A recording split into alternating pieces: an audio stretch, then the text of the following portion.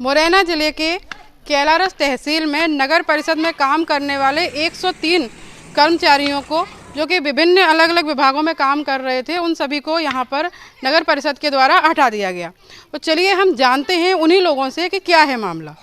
कि हमारे घर वाले काम करते हैं, हम 4 बच्चा लेके बैठे, अपने बच्चन की शादी की उम्र हो गई है बच्चन की, कैसे करें बिना की शादी, कैसे बिना ने पढ़ाई लिखाएं, कि अब हमारे घर वालों को हटा रहे हैं। हमारे घर वाले अकेले करते हैं, हम घर में 7 जनी हैं। अब हमारे भूखे मरबे की वो नहीं आ गई का, गरीब आने का कोई सुनवाई करेगा, तुम लोग नहीं करोगे तो। बिना किसी आदेश और बिना किसी बातचीत के उन्होंने मौखिक रूप से 103 मास्टर और संविदा कर्मचारियों को नौकरी से हटाने की घोषणा कर दी और तब से लगातार ये कर्मचारी संगठित होकर आंदोलन कर रहे हैं। सीएमओ ने आंदोलन के दौरान ये कहा मौखिक रूप से कि हमने इनको नहीं हटाया है।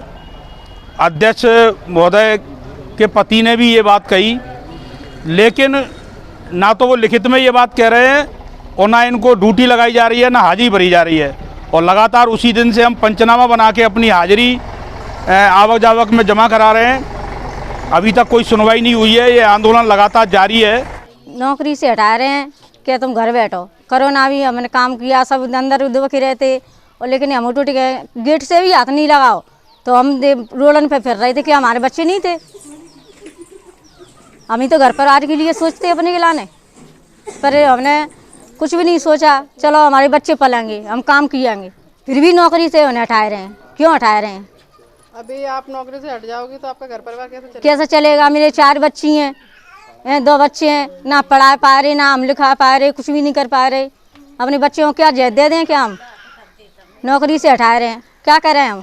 अब हमारे आतन का खाना कोई पसंद नहीं करेगा कि हम जमेदार हैं।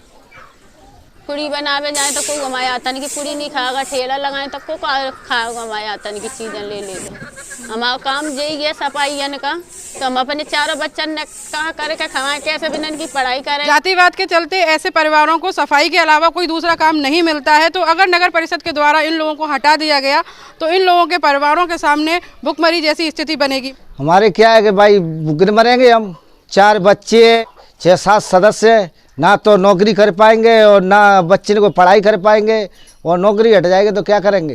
103 सदस्यों के परिवारों में लगभग 450 परिवार के सदस्य हैं, जो कि इन लोगों को नौकरी से हटा देने के कारण इन परिवारों के ऊपर काफ़ी आर्थिक संकट की स्थिति बनेगी। कोरोना के टाइम पे हमने सब ने काम किया है कि घर से भी नहीं निकलते थे, सब लोग हम जाते थे, कह दिए कि सब ने हटा रहे हैं, हमने पे का बीत रही है, ऐसे बीत रही है कि हटावे की कह दिए थे। 5 महीना से तनख्वाह नहीं मिली है मैंने, अब 5 महीना से हम कैसे गुजारा कर रहे हैं? अपने बच्चे सेठ भी उधार सौदा नहीं दे रहे, कैसे गुजारा कराए? हमने 5 महीने से हमने पता है। अब हमारी सुनवाई कोई नहीं कर रहा, ना जनता की कोई करता, गरीबन की सुनवाई।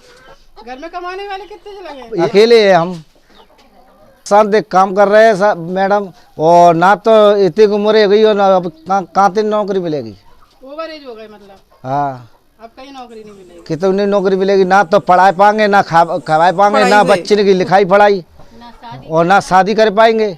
ओवर एज हो चुके हैं, यहाँ से नौकरी छूटने के बाद उनको कहीं दूसरी जगह पे नौकरी नहीं मिलेगी। इसके साथ ही कई सारे परिवारों की स्थिति ऐसी है कि उनको दूसरा कोई काम मिलने की कोई गुंजाइश नहीं है। ये किसी भी कर्मचारी को सुनवाई का मौका नहीं दिया है, और इसलिए आपका जो प्रतिवेदन है वो गलत है, और आपके प्रतिवेदन के आधार को बहाना बनाकर नगर परिषद कैलारस गैरकानूनी काम कर रही है।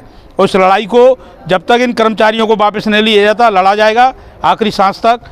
इस लड़ाई को हम लड़ेंगे और जीतेंगे। समस्या के समाधान के लिए हमारे द्वारा इस मुद्दे को सोशल मीडिया पर साझा किया गया। सोशल मीडिया पर साझा करने के पीछे हमारा उद्देश्य था कि समुदाय का भी हमें सहयोग प्राप्त हो।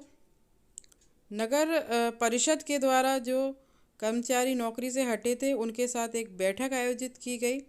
इसके बाद नगर परिषद कैलारस पर सीएमओ महोदय को आवेदन सौंपा गया। साथ ही संयुक्त संचालक ग्वालियर में जाकर भी उन्हें समस्या से अवगत कराकर आवेदन सौंपा गया। कैलारस नगर परिषद कर्मचारियों के संबंध में इस कार्यालय द्वारा इस प्रकार का कोई आदेश जारी नहीं किया है। जो पत्र लिखा गया है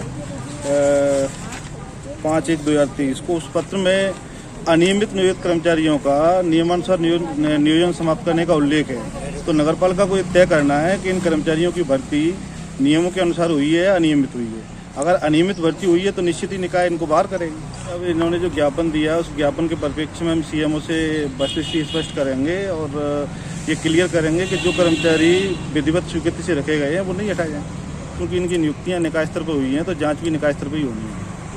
मैं पूछना चाहती हूँ इस वीडियो के माध्यम से कि अगर इन लोगों की नियुक्ति की गई थी तो किस बेस पर इनकी नियुक्ति की गई थी, और अगर नियुक्ति की गई है तो फिर इन्हें किस बेस पर हटाया जा रहा है।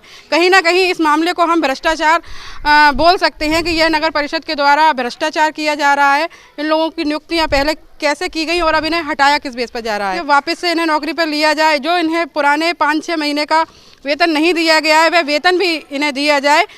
मैं अपनी वीडियो के माध्यम से संबंधित अधिकारियों से अनुरोध करती हूं कि इन लोगों को पुनः इनकी नौकरियों पर पहुंचाया जाए, जिससे इन लोगों के सामने जो आजीविका का संकट पैदा हुआ है वह संकट खत्म हो सके। मैं ज्योति कदम, मुरैना, मध्य प्रदेश, इंडिया अनहर्ड के लिए।